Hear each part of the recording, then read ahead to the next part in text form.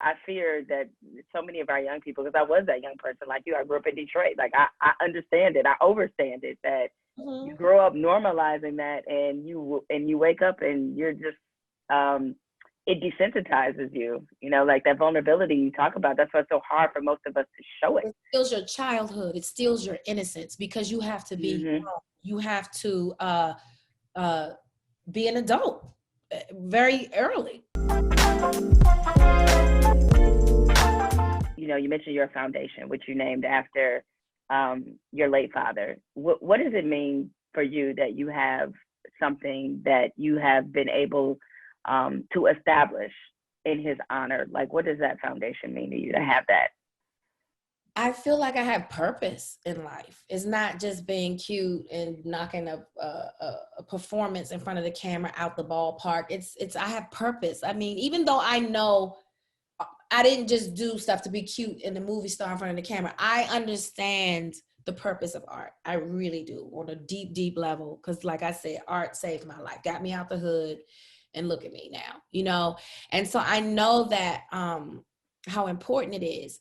But after a while, I was like, this is not enough. This is not enough. I need people to heal. I don't know. I just need something. I need to have some other kind of purpose besides just acting. Like, and I remember people kept asking me, do you have a charity? Do you have a charity? I'm like, no, I don't. And I'm not just going to create one just to have one. Like, it has to be something that I'm passionate about. And then that's when, you know, it was time for me and my son to seek therapy and me to get therapy. And then when I couldn't find a therapist that looked like me and I was having issues with finding therapy or a therapist, you know, that's when I opened up the dialogue with my best friend, and she was like, yeah, it's hard to find us. And that's when it dawned on me, we don't talk about it at home. Our kids don't even know to aspire to be therapists or psychologists, or, you know, if you don't come from a family of doctors, then you won't know, you know. And so I was like, we have to do something about it because our children are suffering. We started doing research, and the one that caught me and takes my breath away every time is the statistics about the babies dying by suicide and how those numbers have jumped 50%. I mean, the things that I'm learning, Black women are 50% more to be bulimic than white women. Did you know that? Did you I know didn't know that? that. I didn't Mm-hmm. either. Did you know that Black teens cut themselves as well? Did you know that? Did not know that. Did not know that. So when Mm-hmm. I started fight, because this is what was alarming to me. So at the time, my friend Tracy was working in the school district, and she said, girl, I go in the bathroom and these babies are cutting themselves. I said, what? I just assumed white kids because she worked at a performing arts school. So I just assumed white kids. And I was like, and she kept saying the way she was saying it, she was taking it on. And I was like, wait a minute, who are these kids Black? And she was like, yes. And I was like, then we did that research and that dying by suicide. I felt compelled to do something. As a mother, I couldn't sit with that statistic and normalize it. It was like when I was a substitute teacher in Crenshaw, and these babies literally coming from traumatic experiences are expected to go to school and learn. And they are pointing out bullet holes in the school, bullets in the wall from a shootout the night before. Miss Henson, look, it was a shootout. They laughing. This is not normal. Our children are walking around traumatized and normalizing it. That bothered me. That when I was a substitute teacher, that experience I had at that school in Crenshaw stuck with me to this day, even throughout all my success, because I was a substitute teacher right before Baby Boy. Then I booked Baby Boy and then I started working. That stuck with me throughout my entire career. Do you understand how that affected me when I got assigned to a class, special ed, because I signed up for special ed. But I'm thinking wheelchair bound, you know, can't eat, can't walk, can't talk, special ed. These room full of Black boys, special ed. They came in walking, talking, nothing wrong, trying to do work. I can't do that. I'm special ed. Oh, I see what's going on. Y'all slapping labels on our babies and they're believing it. And so they don't even expect to learn because they can't. They're special ed. Oh, I'm sitting in the room. This is the pipeline straight to prison.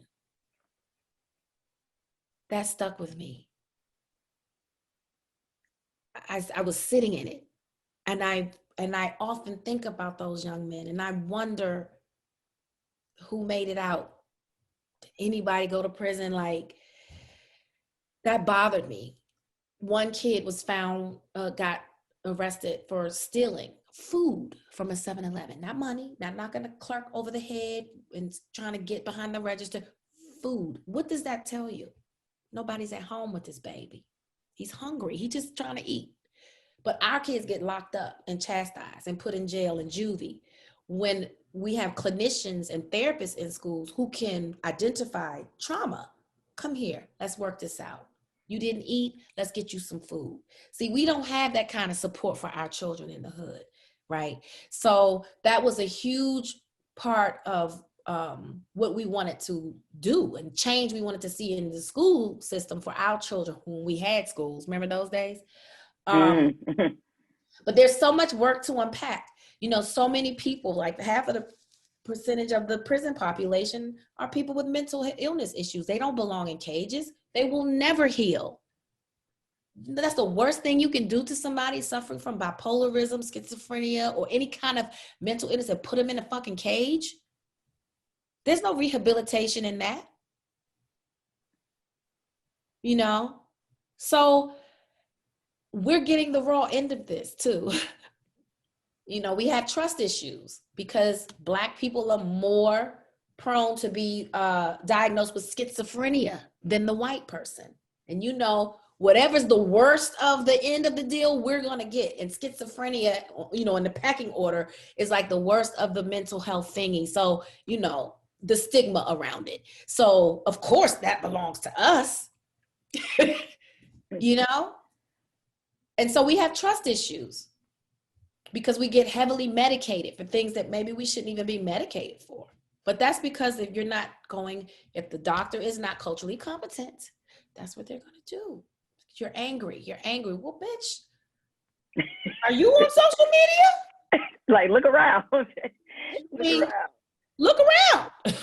Yeah. Got a lot to be angry about. Yeah. I can't afford therapy. And I can't afford therapy. I can't. Mm-hmm. You said that about how, you know, a few minutes ago, about how one of the things you're dealing with is trying to channel or understand or unpack your rage.